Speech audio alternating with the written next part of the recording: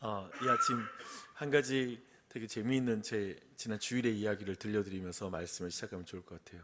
이게 유치부 초대 카드인데 이 카드를 저한테, 우리 교회 담임 목사인 저한테 유치부 진하늘이 이걸 기어코 주는 거예요. 그래가지고 그 안에 유치부 오라는 말인가, 지금 내 수준을 어떻게 알고 그게 아니라 정말 이걸 전달해 주더라고요. 온 교회 안에 같이 어린 아이들부터 어른들까지 함께 초대하는 그런 잔치입니다. 이 일을 위해서 우리 함께 또 기도하는 이 자리에 나왔으니 그 은혜가 또 넘치길 바라고 함께 기도했으면 좋겠습니다. 이웃과 함께하는 부활절 예배를 기도로 준비하는 아침 기도회 첫날에 오신 여러분들 다시 한번 환영합니다.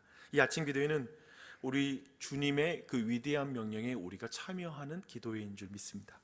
제자를 삼는 일에 우리 모두는 은사에 따라서 다양한 방식으로 참여할 수 있어요. 그렇죠? 굉장히 음식 봉사부터 너무나 많은 봉사를 통해서 우리는 다양하게 제자 삼는 일에 동참할 수 있습니다. 그런데 모든 그리스도인은 반드시 기도로 위대한 명령에 참여해야 됩니다. 기도는 다 같이 참여해야 돼요. 이것은 은사와 상관없어요. 우리가 함께 감당할 일입니다. 어제 아침에 제가 기도하는데 주님이 구하라고 명령하신 그 기도를 하나님께 드렸습니다. 주님, 마지막 때에 기도하는 믿음을 가진 백성들을 일으켜 주시옵소서. 주님, 추수할 일꾼을 우리 교회에 보내주시옵소서. 주님, 사랑이 식어지는 시대에 기도할 믿음이 떨어지지 않는 우리 교회가 되게 해 주시옵소서. 아멘. 주님, 미혹과 그 환난을 견디며 추수의 사명을 감당하는 교회가 되게 하여 주시옵소서. 아멘. 아멘. 같은 기도시죠? 참 오랜 동안 밀도 있게 교회를 함께 세웠던 동역자들이 국내외로 이주를 참 많이 했던 1월, 2월, 이렇게 3월이었습니다. 그 가운데도 그러나 제게 하나님에 대한 믿음이 있습니다. 그들의 빈자리를 채울 사람이 세워지겠구나. 한 사람의 기도의 짐을 10사람이 짊어진다면 그것도 뭐 한 사람의 영적인 신앙인이 우리 안에 다시 빨리 태어나는 건 아니지만 10사람이 기도의 짐을 나누어진다면 능히 더 넘치게 지겠다. 두 사람의 봉사의 짐을 20명이 나눠진다면 그러면 그것은 더 좋은 모습이 될 수 있겠구나 라는 믿음이 있습니다. 여러분 믿음 있으십니까? 제가 예전에 작년 체육대회 때 유치원 아이들 6명인가 5명인가 줄다리기 했는데 제가 졌어요. 저 심각하게 힘을 많이 썼습니다. 어린아이들에게 지더라고요. 그 작은 것들이 모이니까 어른들이 당해낼 수 없더라고요. 교회의 짐은 그렇게 함께 지는 것입니다. 그렇게 능히 담당하는 우리 교회가 될 줄 믿습니다. 오늘 말씀은 지난 주일에 살핀 왕의 재림을 기다리는 삶의 결론에 대한 비유의 말씀입니다. 지난 주일에 나눈 말씀을 짧게 기억하면 좋겠습니다. 마지막 날은 미혹과 환난의 시대가 될 것입니다. 그리스도인은 교회 안팎에서 핍박을 받게 될 것입니다. 그러나 예수님은 그 가운데 복음이 끝까지 전파될 것이라고 말씀하십니다. 그리고 그제야 끝이 오리라 라고 말씀하시죠.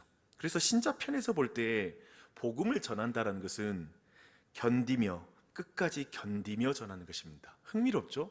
복음은 매우 막 힘이 넘쳐나서, 아니요, 어떤 의미에서는 견디며 전하는 것입니다. 복음 전함은 그런 의미에서 오래 참는 사랑임을 꼭 기억하십시오. 사랑은 오래 참고, 사랑은 온유하며, 시기하지 아니하며, 사랑은 자랑하지 아니하며, 교만하지 아니하며, 모든 것을 참으며, 모든 것을 믿으며, 모든 것을 바라며, 모든 것을 견디느니라. 아멘. 그래서 전도라는 건 견디는 거예요. 견디는 거예요. 이 사실을 기억하십시오. 그런데 주님은 재림의 징조만 알려줬을 뿐 그 정확한 시기를 안 알려줍니다. 즉 종말은 전혀 예측할 수 없을 때에 닥칠 것이라는 것을 24장에서 우리에게 말하고 있습니다. 그러니 종말을 준비하는 성도의 자세는 이 단어예요. 깨어 준비하라는 거예요. 깨어 있어 준비하라는 거예요. 이게 굉장히 중요한 종말을 준비하는 자세입니다. 이렇게 지난주에 살피지 않았던 부분까지 요약을 했는데요. 사실 이 모든 내용을 24장 44절, 45절이 요약하고 있습니다. 이렇게 요약합니다. 이러므로 너희도 준비하고 있으라. 생각하지 않은 때에 인자가 오리라. 충성되고 지혜 있는 종이 되어 주인에게 그 집 사람들을 맡아 때를 따라 양식을 나눠줄 자가 누구냐? 성경에서 이 표현이 특별히 등장하는데요. 누구냐? 그럴 때에는 네가 이 일을 해줄래? 라는 뜻이죠. 우리를 초대하는 거예요. 여러분, 여기에 반응하시겠습니까? 이 은혜가 넘치길 바랍니다. 다시 돌아오시는 주인은 충성되고 지혜 있는 종에게 이제 모든 소유를 맡길 것입니다.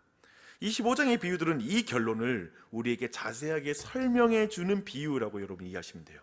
이제 그걸 여러 가지로 설명해 줘요. 그 비유 중에 오늘 우리가 살필 내용은 열처녀의 비유를 보겠습니다. 24장 44절에 보면 주님은 충성되고 지혜 있는 종이 되어 양식을 나눠주는 사명을 우리에게 분명하게 말씀하고 있는데요, 이 비유에 보면 충성되고 지혜 있는 종이잖아요. 이 충성된 자에 대한 비유는 24장 말미에 그 충성됨에 대해서 설명하고 있어요. 근데 이 비유는 오늘 우리가 살필 이 열처녀의 비유는 지혜 있는 종과 관련된 비유라는 것을 주목하며 이제 보시면 됩니다. 마지막 시대에 주의 재림을 기다리며 사는 자의 정체성은 신랑을 맞으러 간 열처녀와 같습니다. 이런 비유에 남성으로서 깊이 들어가기가 쉽지 않는데 이해돼요? 그렇죠? 그런 걸 넘어서서 우리는 열처녀라는 사실을 기억해야 돼요. 그런데 그 중에 5은 지혜롭게 재림을 맞을 것이고 5은 미련하게 기다리는 사람이 될 거라고 말합니다. 많은 사람이 뭔가 문제가 생기는 거죠. 여기 안에 우리 많이 모였지만 절반은 그럴 거예요. 그러면 참 당혹스럽죠. 절반에 속하는 건 너무 쉬우니까. 정말 많은 사람이 그렇게 될 거예요. 근데 그 둘의 차이는 기름을 준비하였는가 준비하지 않았는가의 차이입니다. 이 합당한 준비가 천국의 입장과 불입장을 결정합니다. 그런데 도대체 이 기름 준비하는 건데 이 기름의 의미가 무엇인가, 이것을 이 시간 우리가 한번 이 한 주제를 살펴보는 것이죠. 이를 알기 위해서 우리는 유대인들에게 너무나 익숙한 성막을 연상해야 됩니다. 우리는 성막이 성소와 지성소로 이렇게 나뉘어 있다는 걸 이제 알고 계시죠? 그리고 성소 안에는 금향단이 있습니다. 그곳에서 제사장들은 아침과 저녁으로 향기로운 향을 하나님께 드려요. 그리고 진설병상에는 안식일 때마다 새로운 떡으로 그 진설병상을 갑니다. 올려드렸습니다. 그런데 제사장이 그 성막 안에서 그 모든 일을 행하려면 반드시 빛이 필요합니다. 그래서 감람 열매에서 얻어낸 순결한 기름을 태워서 그 빛을 밤과 낮으로 그치지 않고 끊이지 않도록 계속 기름을 공급하는 게 제사장의 중요한 사명이었습니다.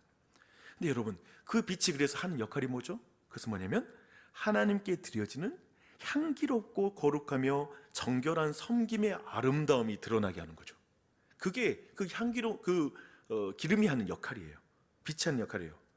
여러분, 제가 이 주제에 대해서 더 많이 나누고 싶지만 오늘 설교와 연결해서 딱 필요한 이 부분까지만 나누도록 하겠습니다. 성막의 빛의 역할은 하나님께 드려지는 향기롭고 아름답고 거룩하며 정결한 제사장의 그 섬김의 아름다움을 드러내는 것, 예배하는 자의 그 아름다운 예배를 드러내는 것, 그것이 그 역할입니다. 그리고 우리는 이 성막에 대한 모든 내용이 어떻게 성취되는지 알죠. 예수 그리스도가 성전 자체이심을 우리는 알고 있습니다. 예수님은 떡상의 떡이십니다. 그의 살과 피로 굶주린 자를 먹이셨죠. 그분의 중보의 기도는 아름다운 향기가 되어서 하나님께 드려져서 응답이 되었습니다. 지금도 응답이 되고 있죠. 예수님은 대제사장으로서 죄 없으신 자신의 몸을, 그 정결한 몸을 제물로 하나님께 드렸습니다. 그렇다면 처녀가 오실 신랑을 위해 준비해야 될 기름의 사용처는 분명히십니다. 진정한 성전이신 그리스도의 영광과 아름다움을 드러내는 것이죠. 그분이 어떻게 죄인을 섬겼는지, 어떻게 그래서 하나님께 아름다운 예배를 드렸는지를 아름답게 드러내는 것이 바로 기름이죠. 그 빛이죠.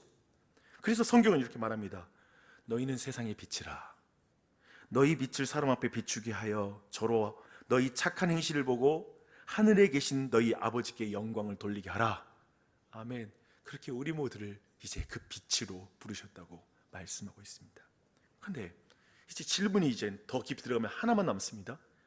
그렇게 빛이 나게 하는 그 기름은 뭐냐 이거예요. 그 기름, 도대체 그 기름이 뭐예요? 이것이 준비 안 되면 안 돼요. 굉장히 중요해요.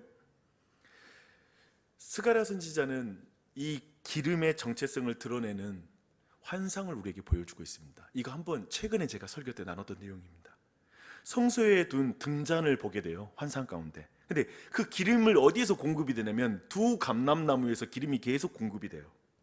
즉 두 감람나무는 대제사장직과 왕직을 가리키는 것입니다. 곧 기름 부음 받은 자죠. 놀랍게도 그 왕직과 그 제사장직이 한 인물 아래 통합되는 환상을 보게 되죠. 스가랴가 본 그 환상, 그 두 감람나무는 바로 예수 그리스도입니다. 그래서 놀랍게도 근데 놀라운 게 뭐냐면 단지 예수 그리스도는 기름 부음 받은 자가 아니라 기름을 공급하는 자라는 걸 보여주는 것이죠. 그렇죠? 그 역할을 해요. 그래서 예수님을 통해 성도들은 끊임없이 세상을 밝힐 기름이 공급될 것이라는 걸 가리키는 것입니다. 예수님으로부터 모든 기름이 우리에게 밀려 들어옵니다. 공급되는 줄 믿습니다. 아멘. 그 기름은 나중에 성령님이 부어주시는 걸로, 성령의 기름 부으심으로 우리에게 부어지는 것이죠. 이 비유는 결국 예수님의 구속으로 변화된 성도가 성령의 그 역사로 말미암아 끊임없이 거룩한 변화와 선하고 아름다운 행실을 통해서 살아있는 제사를, 아름다운 예배를 주님께 드리는 것, 그것을 비춰주는 것으로 우리에게 나타나는 것입니다. 성령이 비춰질 때 우리에게 말씀을 깨닫게 하는 그 조명의 역사가 나타나고, 우리의 삶을 어떻게 살아가야 될지 인도함에 대한 빛이 나타나게 되고, 우리는 그 빛으로 하나님께 영광을 돌리는 것이죠. 할렐루야. 아멘. 그러나 그 빛은 어떤 의미에서 주위를 비추는 것이죠. 우리는 서치라이트를 가지고 있지는 않죠. 먼 곳까지 비추는 그 강력한 빛이 아닐지라도 우리는 우리 주위의 그 어둠을 비추어 세상을 환하게 밝히는 지혜로운 처녀가 되라 라고 우리에게 명령하시는 것입니다. 이것이 재림을 기다리는, 정말 재림을 지혜롭게 기다리는 자세인 것입니다. 아멘. 분명 신랑이 오시면 더디게 느껴질 것입니다. 그 생각하면 되게 마음이 울컥하네요. 오랜 기다림에 지혜로운 처녀들도 졸다가 잠에 빠지게 될 것입니다. 기다림은 지루하고 힘겹습니다. 그러나 비유는 둘 다 잠들 정도로 힘겨운 세상을 강조하는 것이지, 지혜로운 처녀들도 잠들 수 있어, 그러니까 잠들어도 괜찮다라는 걸 알려주려고 하는 게 아닙니다. 또한 졸다가 황급히 맞으러 간 것도 둘 다 영적으로 잠들었다라는 것을 말하는 비유이기보다 모두가 예측할 수 없을 때 그때 재림할 것을 가리키는 것입니다. 또한 나누어주지 않는 그 지혜로운 처녀는 이기적인 그런 모습을 드러내는 것이 아니라 그때는 나누어 쓰고 하고 생각할 겨를이 없을 상황이 될 거라는 걸 우리에게 가리키는 것입니다. 그래서 이 비유는 어떻게 끝나는 줄 아세요? 그런즉 깨어있으라, 너희는 그 날과 그 시를 알지 못하니라. 그러니까 그 앞에 있는 모든 내용, 좀 이해 안 되는 그런 여러 행동들은 그냥 그때가 우리가 알지 못할 때 오는 때라는 것 자체만 집중해서 해석하시면 돼요. 그 날과 시를 알 수 없어요. 말씀을 정리할게요. 상상해 보십시오. 칠흑처럼 어두운 밤입니다. 한 신부가 신랑을 기다리고 있습니다. 너무 오래 기다려도 신랑이 안 옵니다. 더디 옵니다. 그 기다림이 지속되어 신부가 너무 지쳤어요. 그 예쁜 신부가, 가녀린 신부가 너무 지쳤습니다. 근데 그럼에도 불구하고 신부가 다시 집으로 들어가려고 하지 않아요. 신랑을 기다려야 된다고. 주변의 사람들이 왜 그렇게 미련하게 기다리냐고, 신랑 안 온다고, 너를 버렸다라고, 다른 사람 만났겠지라고 말하는데, 아니요, 신부가 그 자리를 떠나질 않습니다. 그 자리에서 졸 때도 있긴 해요. 근데 자리는 벗어나지 않는 거예요. 고요히 앉아 등불을 켜 주위를 밝히는 그 처녀의 얼굴이 드러납니다. 그 처녀의 모습은 너무나 아름답죠. 이 세상에 이렇게 아름다운 신부가 어디 있을까? 마지막 날에 다시 오실 신랑이 이제 그 처녀의 얼굴을 볼 때에도 그 처녀의 얼굴은 세상에서 제일 아름다운 신부의 얼굴입니다. 주 안에 사랑하는 여러분, 사랑이 식어지는 세상에, 어둠이 짙어지는 그 세상, 바로 우리가 사는 세상입니다. 그곳에서 여러분의 손에는 무엇이 들려 있습니까? 여러분의 손에는 무엇이 들려 있습니까? 세상살이가 고달프고 지친 나머지 정말 정신줄 좀 붙잡고 살려고 하지만 얼마나 자주 우리는 정신줄 놓게 됩니까? 만만치가 않습니다. 우리는 그래서 사람의 힘이 아니라 오직 성령의 은혜의 기름으로만 설 수 있는 줄 믿습니다. 이걸 놓치지 말라는 게 오늘 비유의 핵심입니다. 다른 건 안 되는 거예요. 절대 안 돼요. 사람의 힘으로 이걸 할 수가 없어요. 성령의 기름 부으심이 필요합니다. 그러니 오늘 아침에 성령 충만함을 구하십시오. 세상이 힘들어서 기도하지 못한다가 아니라 세상이 힘들어서 더 기도할 수밖에 없다라는 고백이 나오지 않는 이상 이 길로 못 들어가요. 세상이 어두워서 전도할 수 없어서가 아니라 세상이 어두워서 더 전도해야 된다라고 말하지 않는 이상 전도는 불가능하겠죠. 늑대가 없어야 전도할 수 있다가 아니라 늑대가 득을 대도 추수할 밭이 휘어졌다라고 말하는 예수님의 관점을, 예수님의 그 시야를 갖지 않으면 전도할 수가 없겠죠. 우리는 이 지점에 서 있습니다. 그러면서 우리가 방금 말했던 대로 뭐뭐 해서 뭐뭐 못해, 뭐뭐 직장이 너무 바빠서, 오늘 너무 피곤해서, 뭐가 있어서 나는 주님 앞에 이렇게 못해라고 말하는 이 부분이 끝까지 우리가 내 능력을 기반으로 그 사고를 할 수밖에 없거든요. 내게 있는 힘, 나에게만 있는 어떤 내 시간 관리하고 내 자신을 관리해서 만드는 힘으로만 뭔가 하나님께 드리려고 하는 관점으로 간다면 우리는 이 시야를 절대 못 벗어나요. 그러나 오직 성령의 능력으로 하나님이 도와주실 거야, 하나님이 함께 하셔, 하나님이 내게 능력 주셔 라는 그 믿음을 가지면 우리는 너무 바빠서 더 기도해야 돼. 주님, 내가 지금 오늘 너무나 중요한 일들이 많아서 내가 기도해야 되고, 주님 성령의 능력이 필요합니다. 오늘 전도해야 돼서, 세상이 어두워서 늑대가 득을 대서 나는 주님 성령 충만해야 됩니다 라는 기도가 나오기 시작하죠. 그래서 이 아침에 그렇게 기도했으면 좋겠습니다. 그래서 우리가 몇 가지 같이 기도하고 오늘 기도를 이어갔으면 좋겠습니다.